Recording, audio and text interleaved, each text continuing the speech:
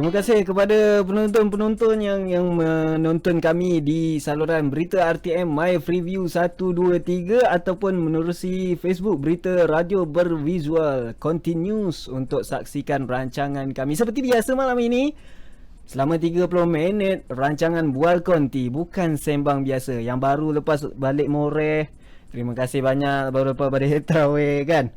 Terus buka TV, terus tengok Bual Konti. Nak tahu mengenai topik apa pada malam ini? Bual Konti, satu minggu satu topik. Malam ini cerita mengenai kerja paksa rela. Saya tidak keseorangan.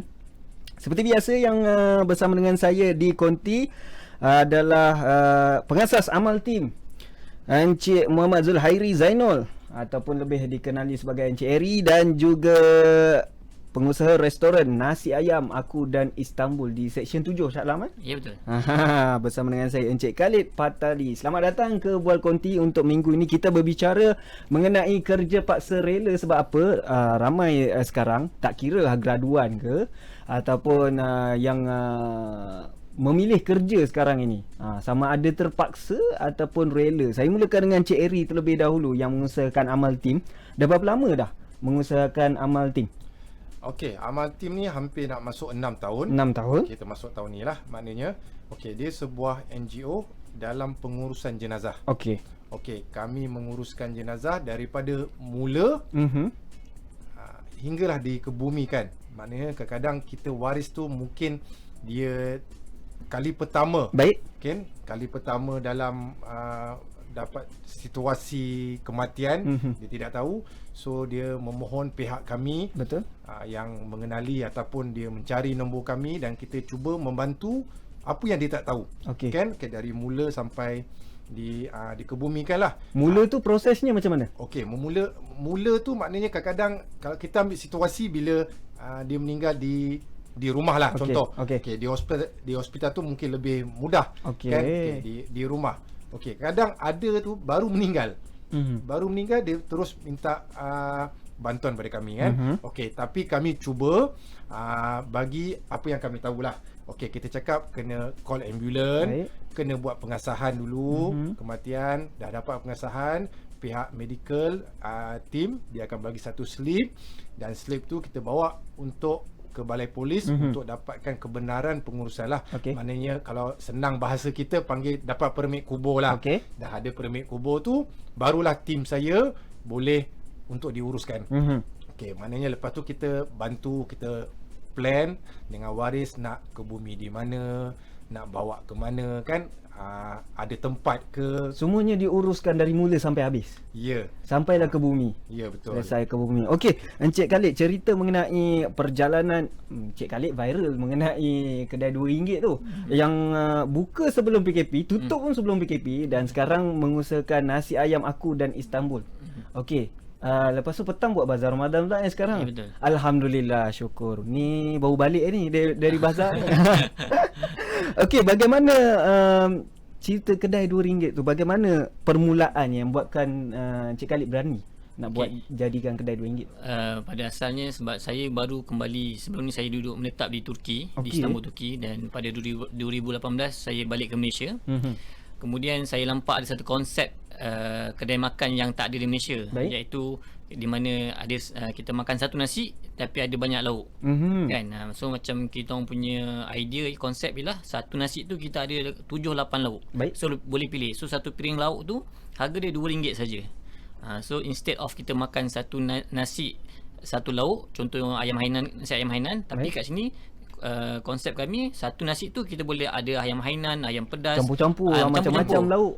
Campur-campur. Ada 7-8 lauk. So, ada itik panggang dan sebagainya lah. So kita cuba nak buat kelainan, dan lokasi pun kita pilih dekat Seksyen 7 berdekatan dengan UiTM, di mana kita tahu ramai pelajar di situ kan. So kita punya target market lah. Dan itulah bila kita buat tu pada 2019. Dan tutup pun sebelum PKP sebab apa? Sebab PKP ke? Yang tu sebab sebelum sampai PKP kan? Masa tu kita orang tutup bulan 2, PKP bulan 3. So kita nampak ada kekangan lah bila kita berniaga ni. Kadang kita ada idea tapi di atas kertas cantik, tapi bila kita dah jalan, dah run bisnes tu, baru kita tahu ke mana dia punya kelompongan dia lah. Baik, itu yang ada satu website ambil apa yang Cik Khalid tulis, keluarkan mengenai artikel 20 perkara tersebut. Yang kedai RM2 viral Encik Khalid tu. Baik, kita nak dengarkan apa pandangan mengenai orang-orang luar ni, cerita mengenai kerja paksa rela daripada Yati, Wan Izram dan juga Syahira. Dengarkan apa pandangan mereka. Saya bekerja sebagai Executive Secretary. Kalau dulu saya bekerja sebagai Account Assistant. Bukanlah minat saya, tapi interview dan dapat. So far saya minatlah dengan kerja ni. Sebenarnya impian dan minat adalah peniaga. Sekarang buat part time, bisnes secara kecil-kecilan, jualan makanan online. Nak kata minat tu adalah sikit sebab saya minat berniaga. Sekarang saya usahawan telekomunikasi. Cumanya bila saya grad dulu, tujuan asal saya memang nak kerja lah. Kerja dalam bidang yang saya belajar lah. Kerja sama ada penyiaran ke atau kewartawanan ya. Berapa lama saya pergi interview, saya tak dapat-dapat juga. Jadi saya nekat lah ambil keputusan, saya buat bisnes. Saya bekerja sebagai IT Executive dan pekerjaan ini adalah minat saya.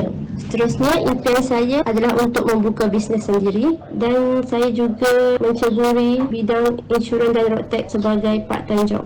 Oh, banyak yang belajar lain, kerja lain nampaknya daripada pendengar-pendengar kita ni juga kan. Encik Khalid, cerita mengenai kerja paksa rela, jangan memilih kerja zaman sekarang ni. Bagaimana pandangan Encik Khalid? Pada saya sangat bersetuju 100%, sebab saya sendiri pun saya belajar dalam bidang mass communication. Meskom, dan kemudian saya berhijrah ke Turki, Istanbul, sebagai saya jadi freelance tour guide. Maknanya kita mencuba benda baru. Dan saya berhijrah pun tidak ada dijanjikan kerja. Maknanya kita berani jadi. Kita kata kita dah pergi, nanti baru ada ke tak ada, baru kita akan go through lah kan. So maknanya kita pergi dulu. Dan macam saya pun semasa saya tutup kedai pada awal PKP tu tahun lepas, kedai RM2 tu lah. Kedai RM2 tu. Kemudian saya belajar buat donat. Sebab kita tahu kita masa tu bulan 4 kan, bulan puasa masa tu. So saya masa tu kita tak tahu kita nak buat apa. Pasal waktu PKP pula tu. So saya belajar buat donat.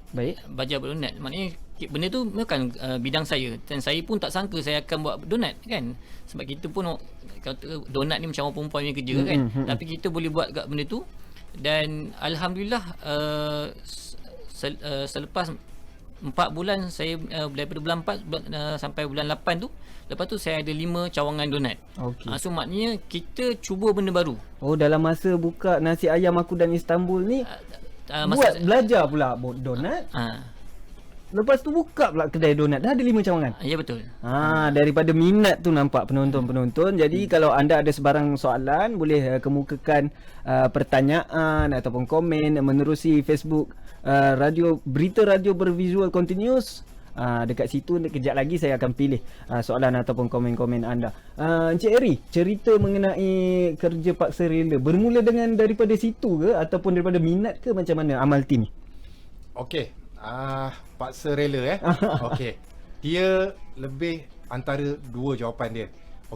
Kenapa rela, kenapa paksa, ataupun tengah-tengah dia tu. Betul.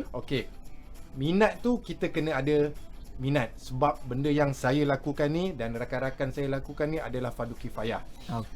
So benda tu kena ada minat juga. Betul. Kan? Tapi benda ni dia akan menjadi paksa sebab kita nak membantu golongan-golongan yang kurang berkemampuan. So saya memaksakan diri saya membuat benda kebaikan lah sikit. Kalau saya tak paksa, saya tak boleh nak bantu. Saya tak boleh bantu golongan-golongan yang, sebab kita tak tahu waktu meninggal ni bila, tuan. Kalau kita tahu waktu meninggal ni bila, betul, kita dah boleh prepare, bersedia. Kita betul. Mungkin dia tahu. Kalau contoh orang tu pun susah, misalnya dia susah lah. Kalau kita dah tahu, senang. Betul. Dia boleh kerja keras esok. Dia nak bayar tu, dia nak bayar ni. Tapi kita tak tahu.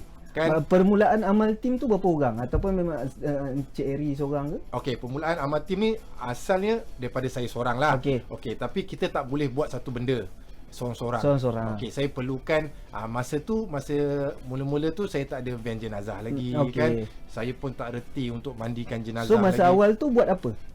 First saya banyak orang kenali saya lebih daripada bantuan asnaf saja. Bantuan Okey, asnaf. bantu kita, Membantu golongan ya, yang membantu memerlukan. kan. Saya bantu asnaf, hantar makanan kan. Tetapi makin lama ada bantuan dari segi untuk urusan jenazah. Diorang meminta duit dengan saya. Okey. Masa tu saya terfikir kan, apa pasal harga-harga macam ni kan. Saya pun nak membantu. Betul. Kan, tapi bila dia minta amount, minta jumlah, saya terfikir kan. So saya kena paksa, yang tu paksa tadi Baik. tu.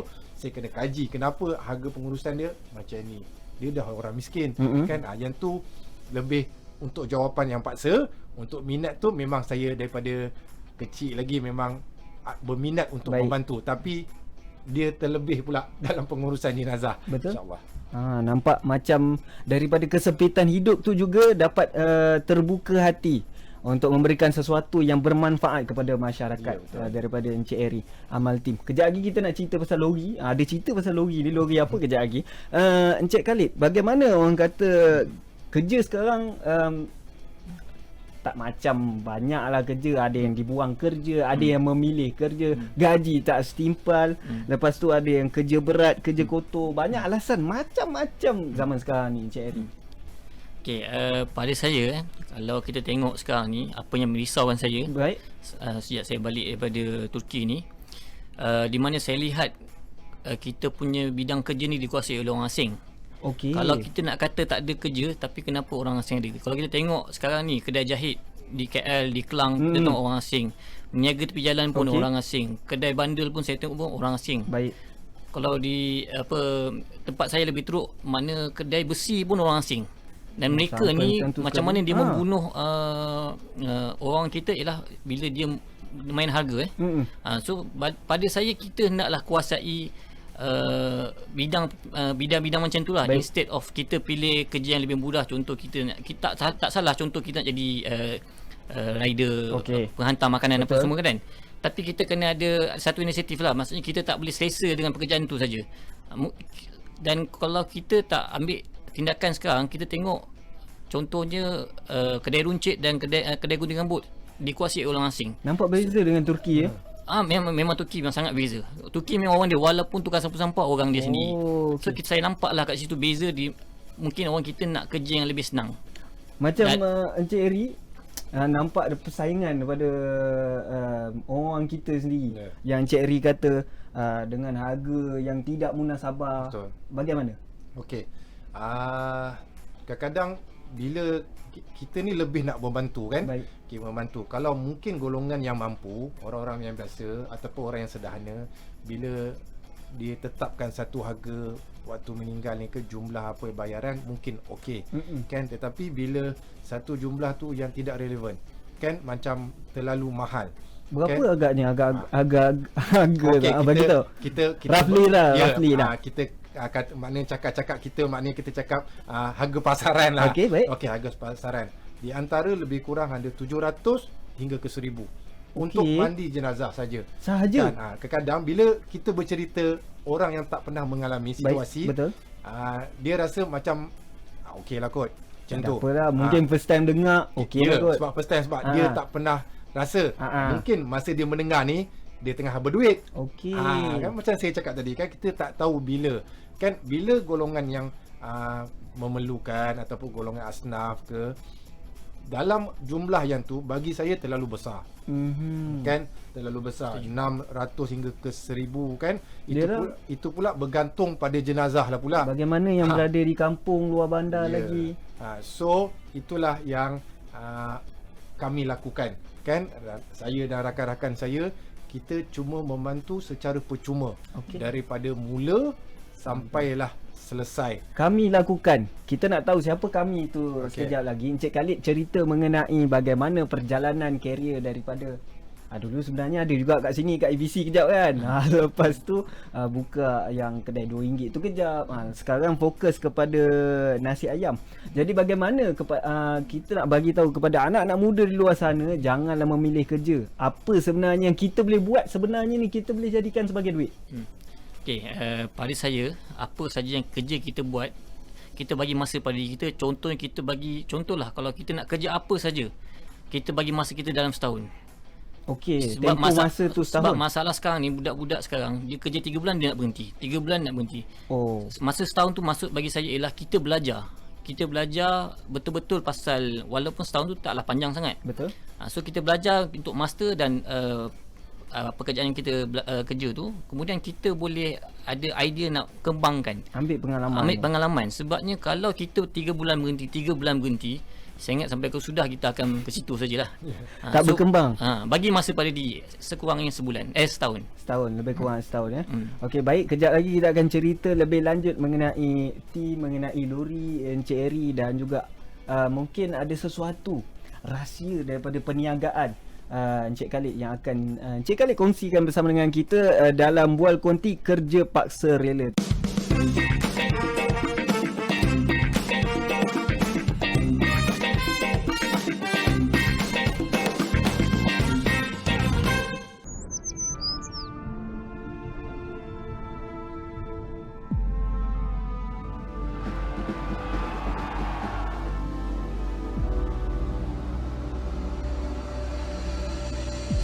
We have therefore made the assessment that COVID-19 can be characterized as a pandemic.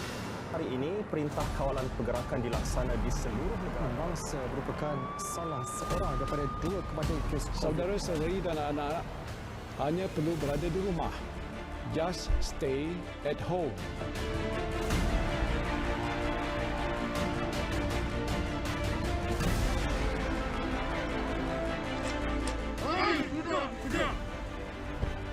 Kami sudah bersedia. Kami sudah sedia. Kami sudah bersedia.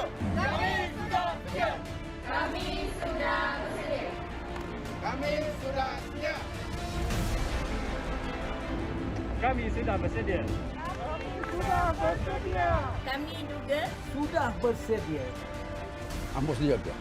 saya sudah bersedia. Saya sudah bersedia.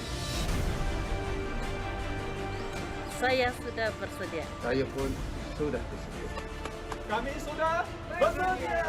Dan kami semua juga sudah bersedia. Untuk menerima vaksin COVID-19.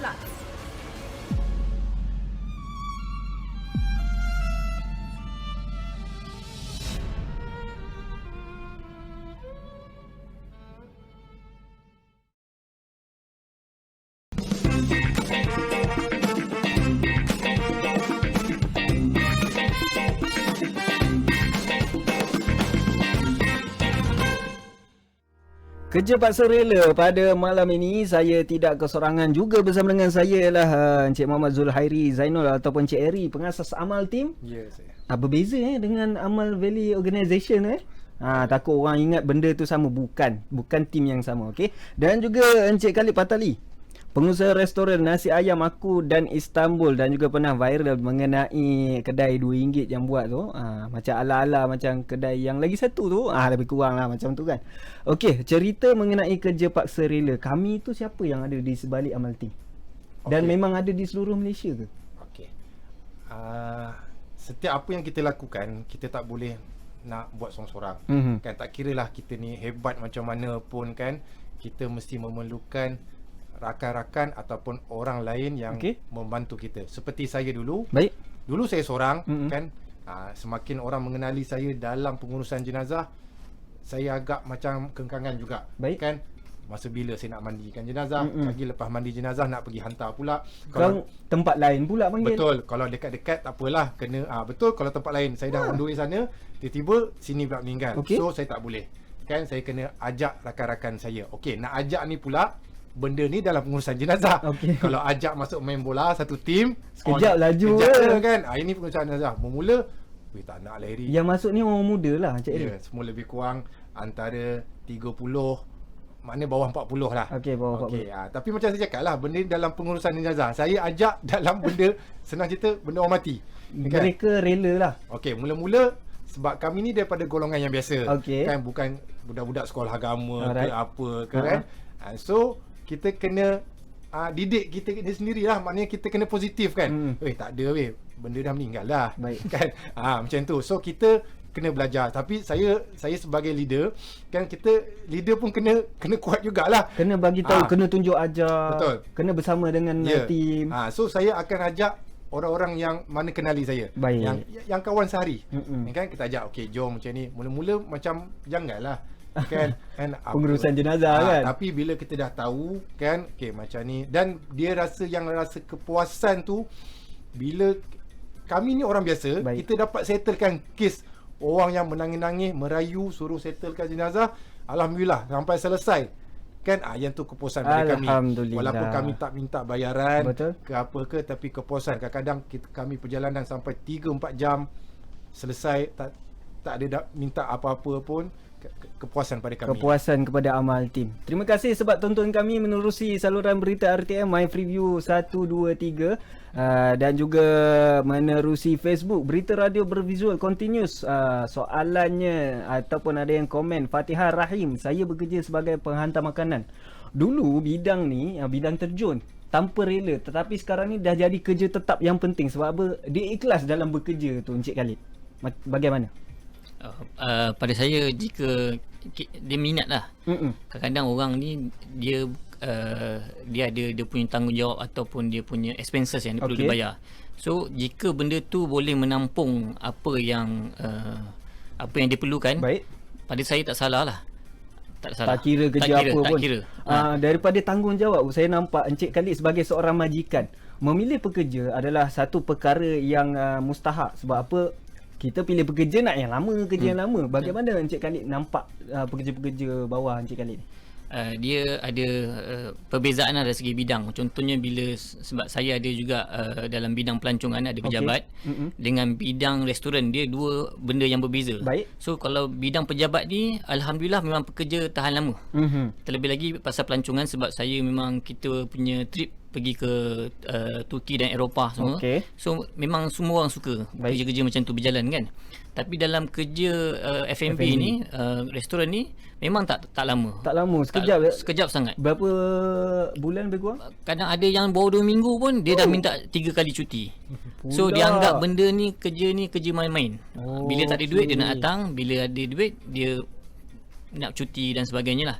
So berbeza lah. Yes, ada beberapa perkara yang kita akan pastikan Encik Khalid bagi tahu kepada penonton-penonton, pendengar-pendengar apa yang diperlukan untuk kita sebagai pekerja.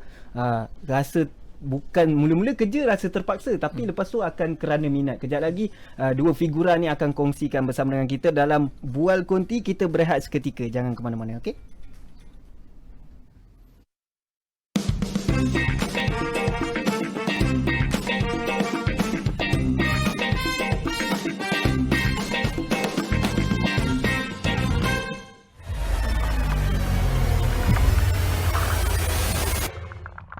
Perkara berkait dengan nyawa, berkait dengan kesihatan rakyat, kerajaan tidak akan mengambil pendirian demi kepentingan rakyat. Perkara ni perlu diberi secara percuma. Kerajaan tanggung seperti mana yang sebelum ini, Disember misalnya, yang Amat Berhormat Perdana Menteri memaklumkan bahawa kita telah ada 83% dan untuk 83% melibatkan kos lebih kurang 2.05 bilion. Ini kerajaan bayar, rakyat tak bayar-bayar. Malah melalui belanjawan yang sama bagi menggalakkan lagi. Barangkali ada yang merasa tak yakinlah dengan vaksin yang diberikan oleh kerajaan, mahu dapatkan sendiri melalui swasta dan sebagainya. Kita sediakan pula peruntukan melalui percukaian yang mana mereka yang boleh claim lah vaksin sendiri boleh claim. Supaya kita nak supaya rakyat tidak terbeban. Dan atas setiap orang kalau saya boleh kongsi jangkaannya dengan kos yang pembelian yang kita buat, secara pukul ratanya atas setiap orang kerajaan menanggung dalam RM77.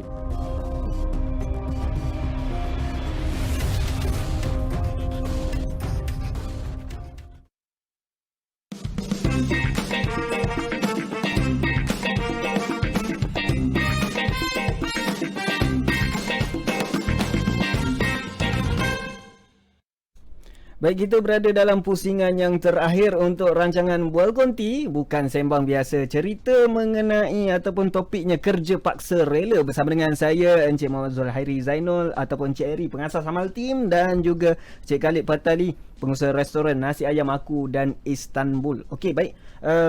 Encik Eri, mungkin daripada sudut Encik Eri lagi lah, bukan bekerja Tetapi secara sukarela, bagaimana nak menanamkan minat ni kepada orang muda kita? Okey, macam biasa, apa yang kita nak buat mesti ada benda yang kita suka. Kan? Apa yang kita maknanya kita lebih cenderung.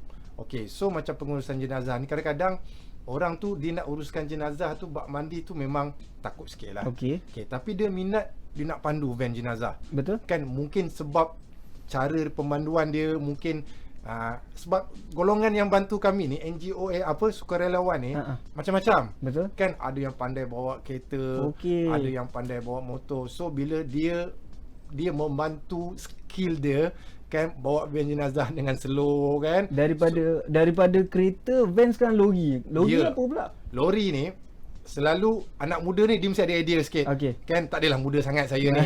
Kan, idea tu masih tergolong dalam golongan muda. So kadang-kadang jenazah kita meninggal kadang-kadang di apartment, di kondominium, kita tak ada nak uruskan di mana. So saya ada bina atas idea saya dan rakan-rakan, ada lori jenazah yang lengkap, kita mandi, kita kafan, kita solat dan dilengkapi dengan elektrik, air bersih, takungan, air sisa buangan, semua lengkap. Kita buat semua satu dalam tu. Alhamdulillah, sangat memudahkan zaman sekarang ni. Yang terakhir, Encik Khalid, mungkin ada tip untuk pendengar-pendengar, penonton-penonton kita, jangan memilih kerja. Macam saya cakap sebelum ni, sebenarnya bagi diri kita peluang dan masa sekurang-kurangnya setahun kita belajar pada satu bidang. Jangan kita suka melompat 3 bulan kerja lain. Sebabnya bila kita minta kerja dengan orang lain, orang majikan baru akan tengok kita punya pengalaman. Bayangkan pengalaman 3 bulan dengan setahun, mana yang lebih bermakna. Baik. So bagi saya, tolong bagi masa untuk sekurangnya setahun kita belajar benda baru. Betul, kita ada yang belajar lain, ada yang kerja lain, tetapi ingat, daripada paksa rela tu kadang-kadang ia akan menjadi minat kita untuk bekerja di masa hadapan. Baik, sampai jumpa lagi. Di sini berakhirnya Bual Kunti Bukan Sembang Biasa. Kita jumpa lagi minggu depan seperti biasa selama 30 minit dalam Bual Kunti. Assalamualaikum, salam sejahtera, sampai jumpa lagi.